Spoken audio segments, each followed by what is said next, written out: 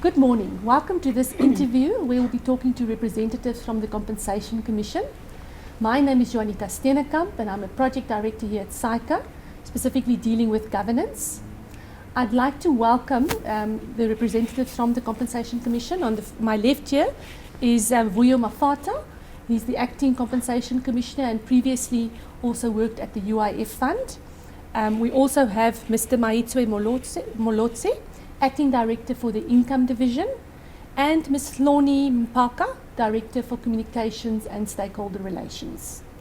We'll be discussing some of the relevant issues to SAICA members and the general public in dealing with the Compensation Fund. For you, as an introduction, maybe you can start and provide us some detail on the background on what the regulatory responsibilities of the fund is. Thanks, Juanita. The Compensation Fund is a public entity of the Department of Labour. In its mandate, we are mandated to provide compensation in an event of occupational injuries and diseases to injured workers in the marketplace. Okay. Maitswe, you are the Acting Director of Income. Your duties in terms of the fund? Our duties most in terms of the fund is to make sure that ensure that all employers are registered with the fund, and then they pay their annual assessment, and then yes, that's the main thing. They need to register with the fund, make sure that they submit the returns of earnings annually, and then they must make sure that they pay their annual assessment. Yeah. And Hloni, your duties in terms of stakeholder relations? Thank you very much. My duties, in simple terms, I'm the eyes and ears of the Compensation Fund,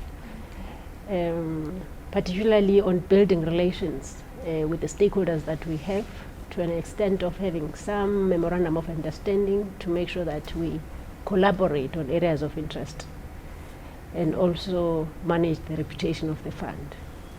Thank you. If we then start at the beginning of the process, which clients should register with the fund and how would you actually register? Okay. Like my commissioners mentioned earlier, that we are governed by the Compensation QUEDA Act. Section 80 of QUEDA requires that all employers must register with the fund.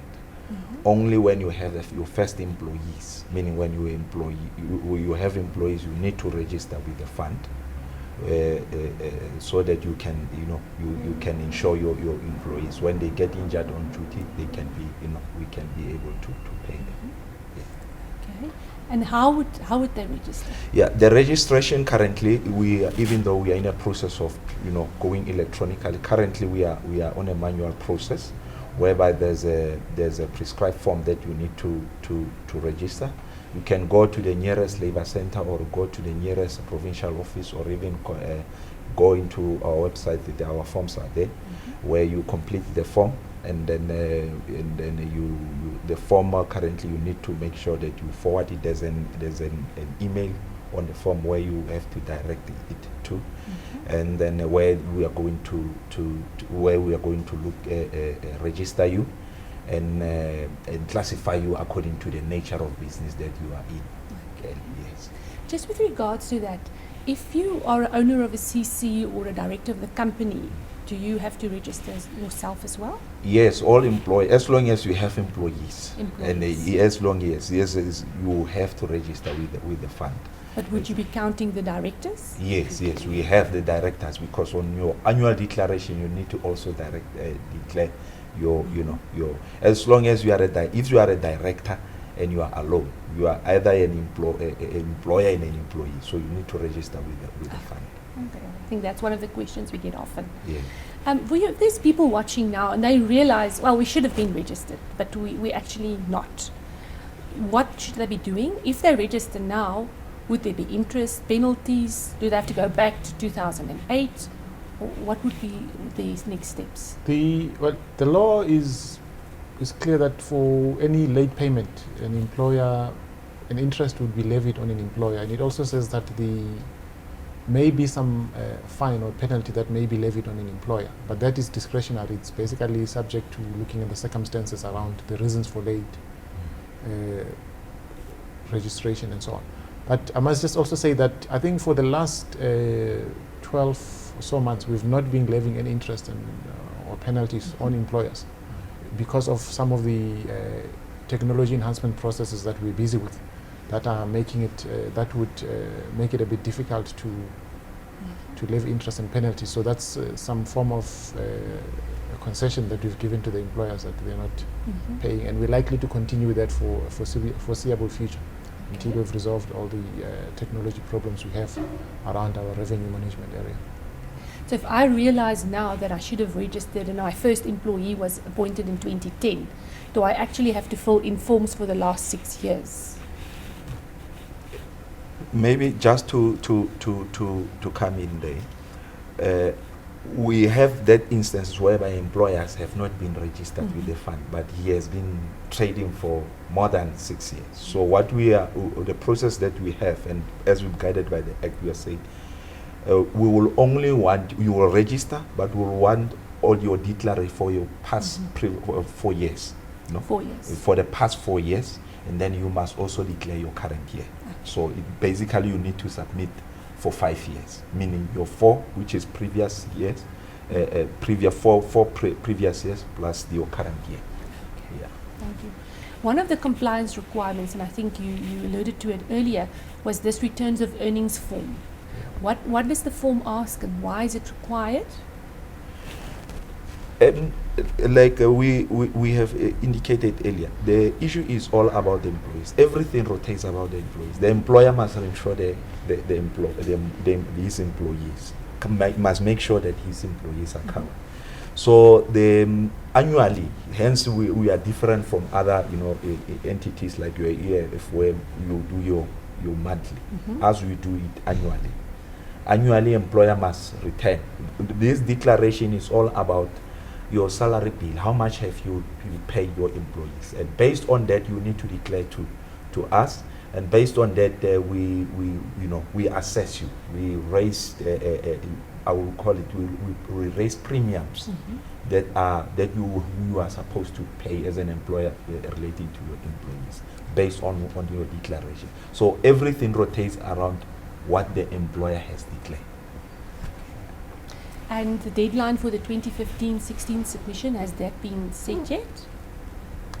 Well, we are in the process of finalizing that, but it's likely to be the 1st of April, from the 1st of April to the 31st of May. We're in the process of publishing the dates and so on. And employers will be, I think they will know well before time that the actual date, but it's likely to be the 1st of April. Thank you. Right, do the Commission still accept manual forms? I know that's been an issue, you went electronic, but do they still accept manual return of earnings? Jonita, we don't want to accept. We discourage employers to submit online. Hence, manual forms. Hence, we said we need to all.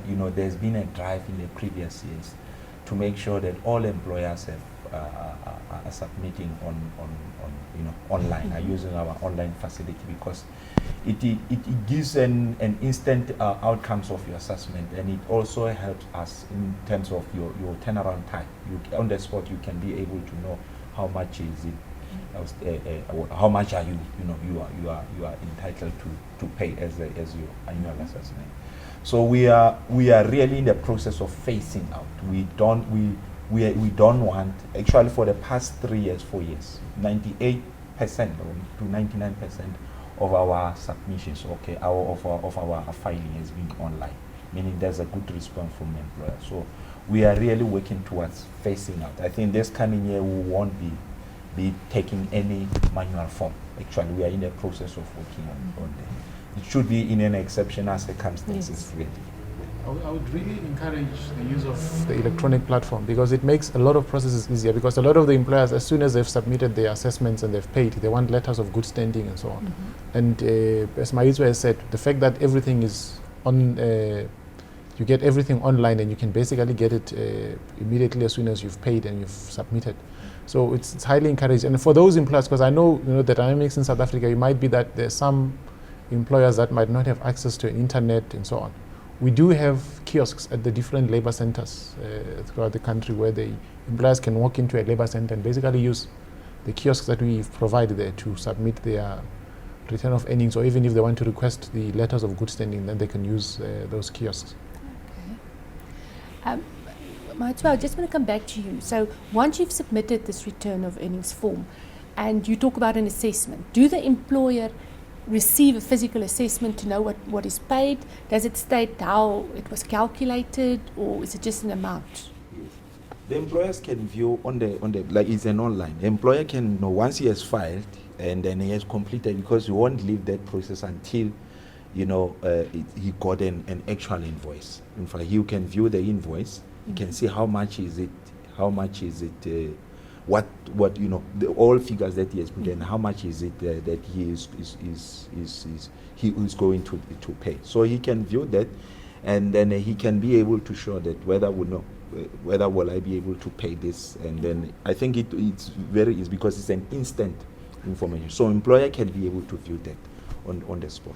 Okay. Yes. For you now, a difficult one, the discounts. You're aware what I'm talking about. For the 2012-13 year, the Compensation Commission offered members or clients discounts if they paid within 30, 60 and 90 days. But up to now, the discounts has not been allocated to accounts. Is there any news on that?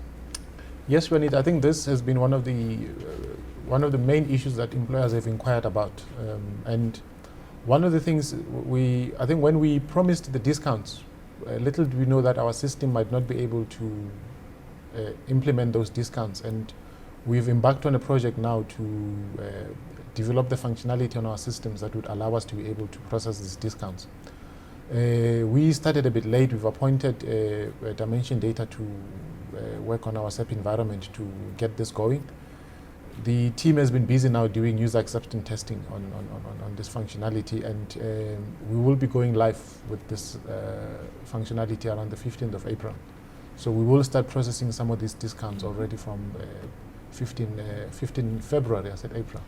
It's actually 15 February. So I think employers should start seeing these discounts being processed towards the end of February.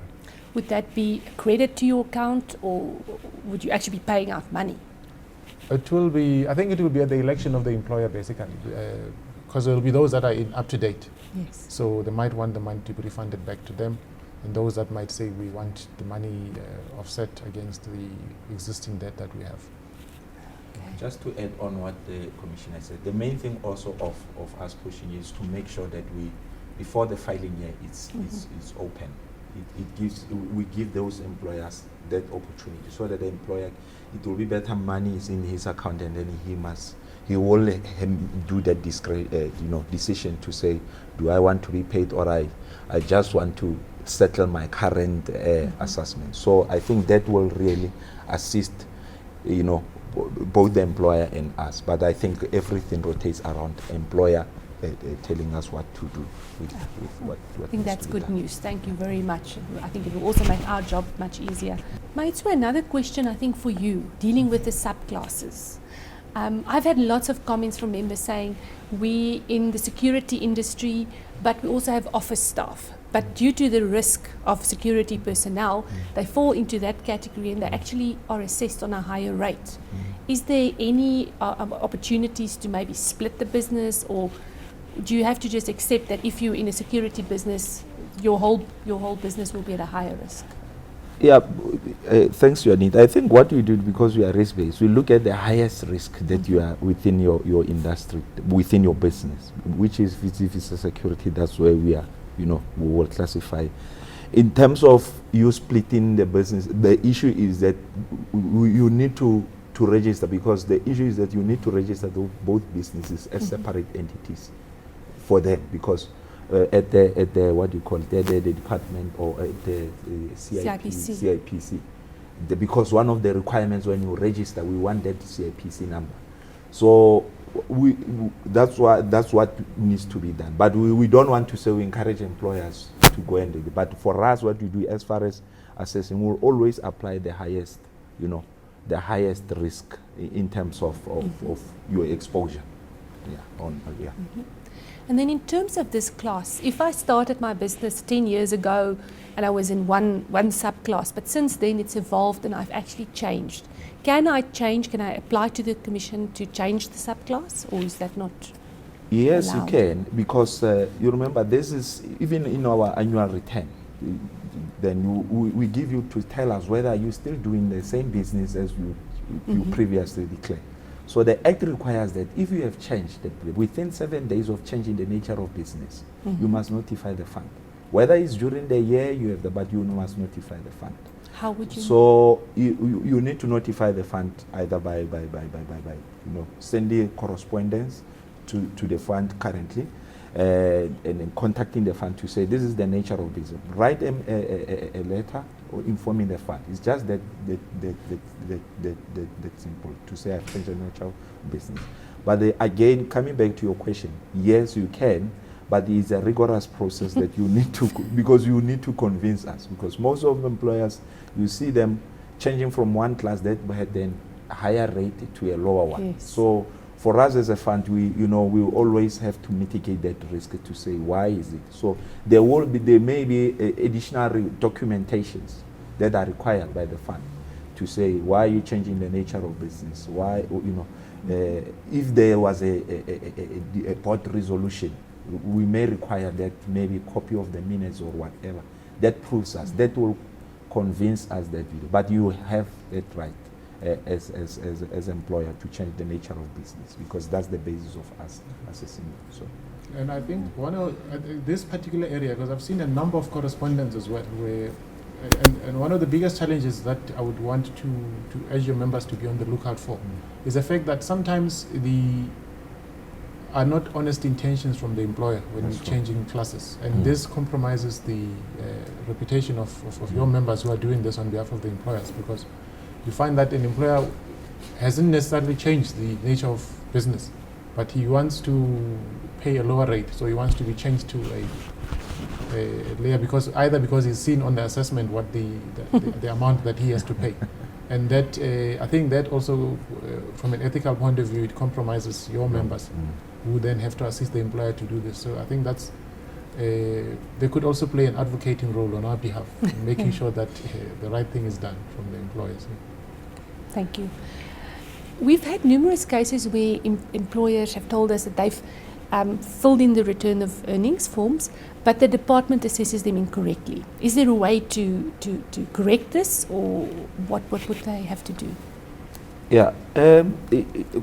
Hence, we implemented the online submission, whereby the employer must be the one who declares, so that we eliminate that any human intervention.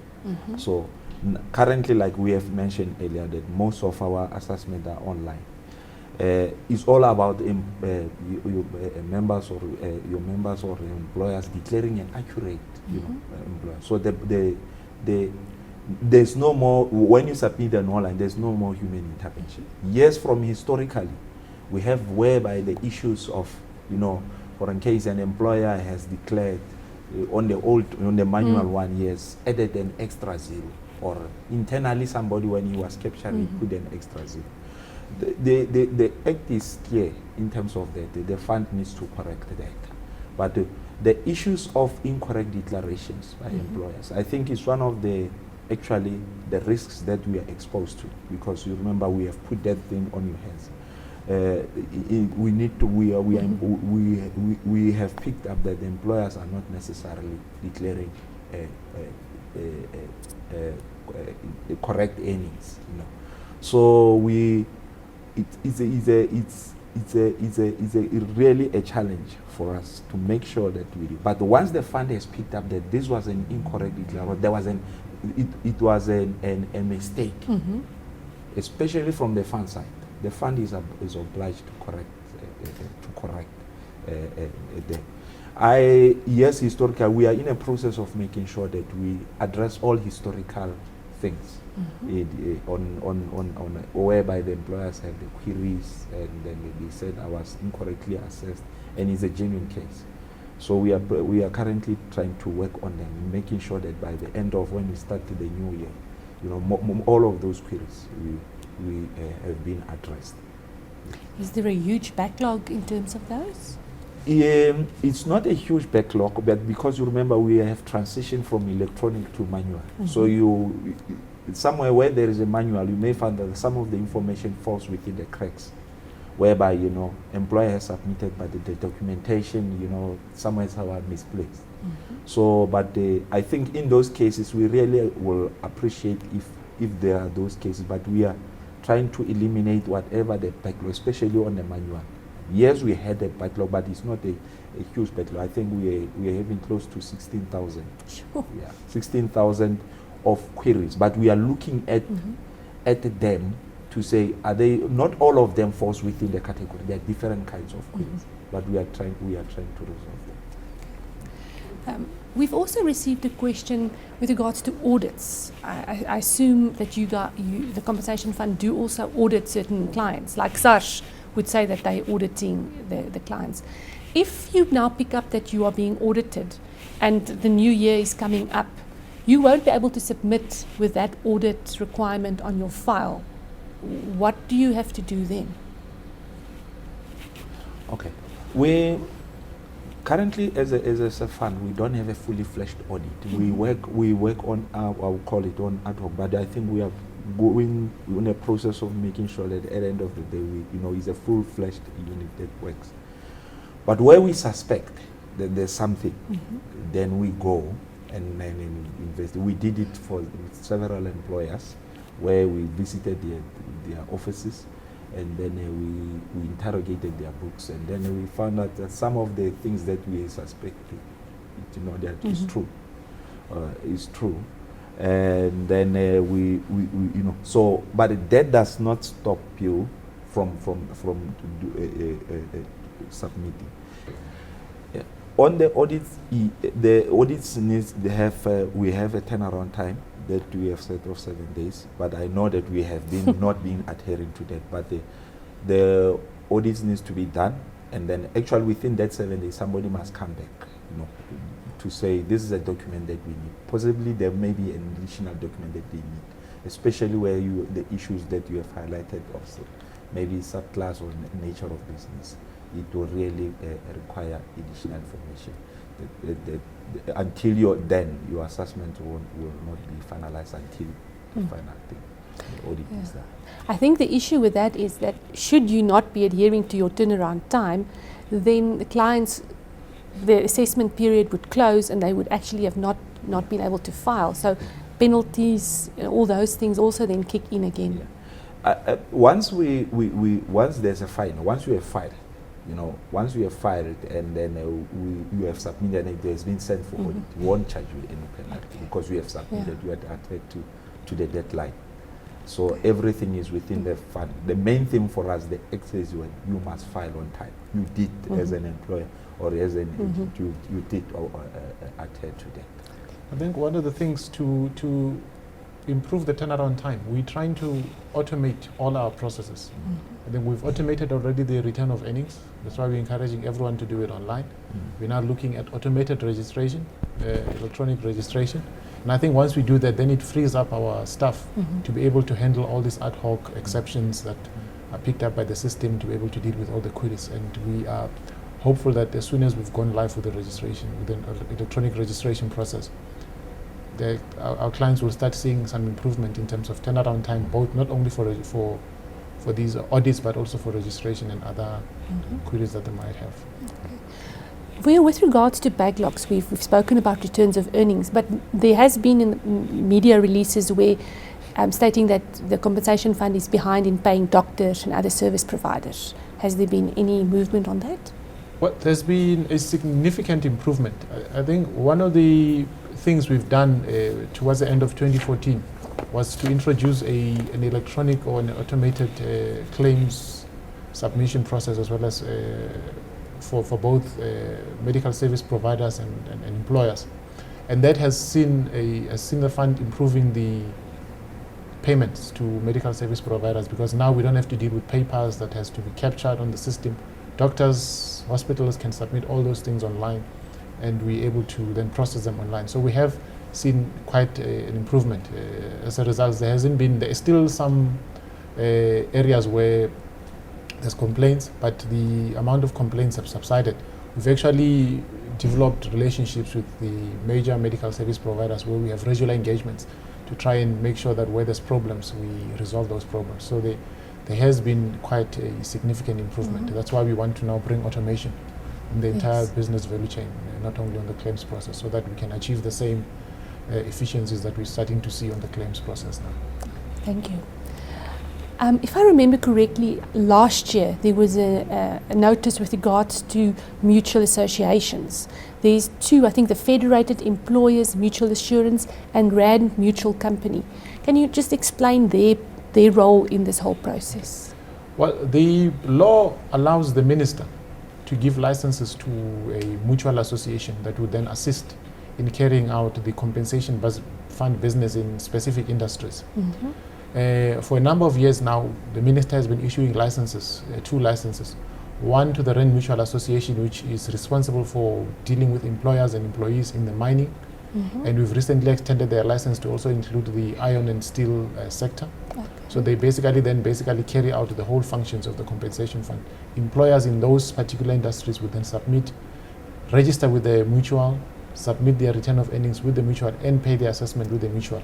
And whenever there's claims, the employees would also then claim through those that mutual association. And we've also given a license to FEMA, the Federated Employers Mutual Association, which then has the responsibility for carrying out the compensation fund activities in the construction industry. Okay. Is the employer obliged to register with them, or is it a choice? Can they come directly to you? Well, the employers in the mining and iron and steel, they are obliged to do that.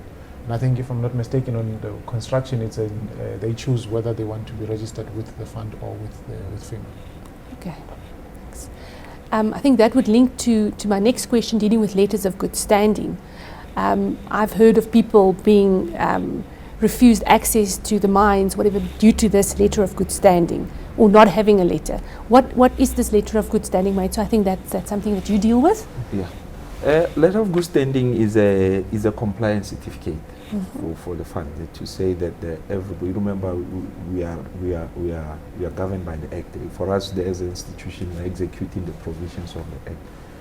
So it's a compliance certificate of employers, mainly looking at Section 80 to 89 of the Act, making sure that the employer is registered with us. He is up to date with his declarations, and then he has paid his declaration. Then he will get the letter of good standing. This letter of good standing is the issue is a compliance certificate, whereby it's a requirement, especially when you deal mainly, because when you go to a site where you have employees as a constructor, you need to produce it to make sure that if somebody get injured on the site, they can go and claim at the fund. So it's a compliance certificate on our side. And good news is that this letter also, you can obtain it electronically. There you can get it once you have met all the requirements. You must have filed, meaning up to date with your declarations. You must have paid, or either alternatively, you must have an installment arrangement with us in settling. And then the difference is that when you have an installment, you'll get it month to month as you honor your installment. But when you have settled your whole debt for a year, we give it for a period of the year until your next declaration. Okay, thank you. Maybe just while talking about that installment arrangement, maybe you can just clarify, how does that work? How do I apply for that? No, it's just for now. There's a unit that deals with it. You just request, like we said it, to say that I request an installment to pay for this over the period of. Okay, mainly we are saying it should be within a year, because we don't want to be caught up with the next year. Yes. Whereby you are still having an outstanding. So it should be a year. So what do? We look at that, And whether did you honor your previous ones? Because we don't want an installment whereby you regularly don't honor the installment. So based on that, then we will agree on an installment plan, and then we'll communicate back to you. Say this is an installment plan that we have agreed upon. I think the obligation is for you to honor it so that you qualify. Because once you miss one installment, you don't get the letter for the following month. Okay, thank you very much. Lornie, now to you. I think a difficult one, the call center. We've had complaints from clients saying the call center don't answer calls, you send emails, there's no response. Has there been any changes there, or what's happening with regards to that? We are well aware about these frustrations by the clients, but currently we're in the process of upgrading the call center by looking at sourcing some software that will assist us as well as the clients in terms of addressing the complaints that they're raising with us. There is a process that is underway in addressing that. Thank you.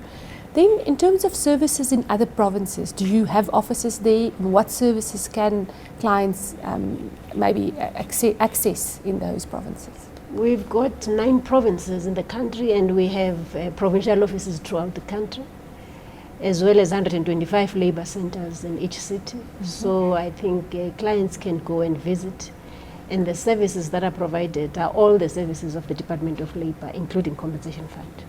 So all the services, that is the UIF, CCMA, as well as the compensation fund. But if I had a problem with my returns, I actually have to phone the call center. I can't go to the Durban office.